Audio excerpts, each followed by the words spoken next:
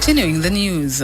Almost a dozen Jamaicans have responded to a call to donate plasma from their blood to assist the fight against COVID-19. That's a word from a team at the University of the West Indies, UWI Mona. The team is playing its part in helping to fight the virus by using blood plasma in what's being described as a safe and potentially life-saving treatment. It's called convalescent plasma therapy. So far, there have been at least 11 donors in the trial. Nationwide's Brittany Clark spoke with one of the donors and two of the doctors behind the initiative. Convalescent plasma therapy uses blood from people who've recovered from an illness to help others recover. Convalescent plasma therapy may help people recover from COVID-19. It may lessen the severity or shorten the length of the disease.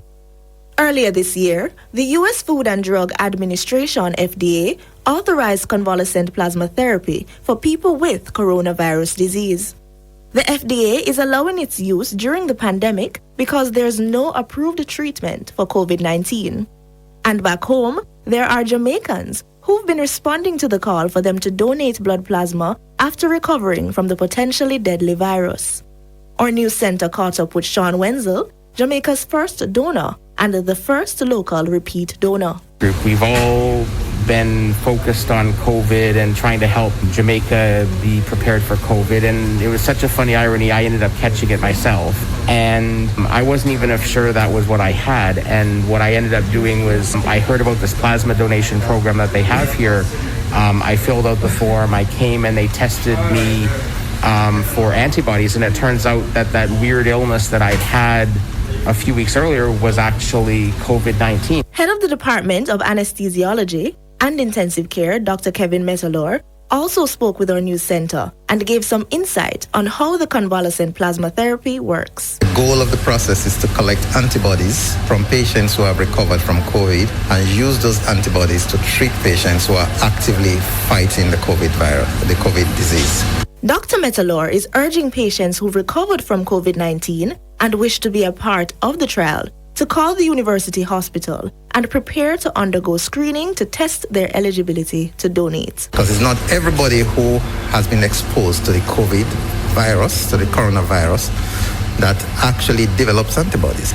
But there are persons who would have had mild to moderate or even a severe form of the disease condition, and they would have had antibodies.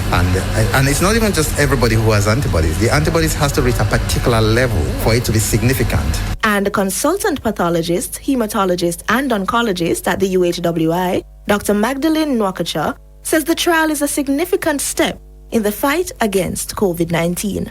It is very significant because as it stands right now, there is no cure for COVID, and convalescent plasma has been shown to have benefits. Brittany Clark for Nationwide News. World in a Minute is brought to you by ABC Electrical Sales. We make things as easy as ABC. Hose assembly and supply, equipping Jamaica for success. The World in a Minute. Israel will not oppose the sales of specific weapon systems by the United States to the United Arab Emirates, UAE. Israeli Prime Minister Benjamin Netanyahu and Defense Minister Benny Gantz made the announcement in an apparent reference to the high-tech F-35 warplanes sought by Abu Dhabi. Under a principle of preserving Israel's qualitative military edge, the United States consults with it on proposed sales of advanced arms to other countries in the region. Israel has reiterated a need to maintain its military superiority since forging official ties with the UAE and fellow Gulf Arab state Bahrain under deals brokered by U.S. President Donald Trump. Washington agreed to consider allowing the UAE to buy F-35 stealth jets in a side deal to the normalization agreement between Israel and the Emirates.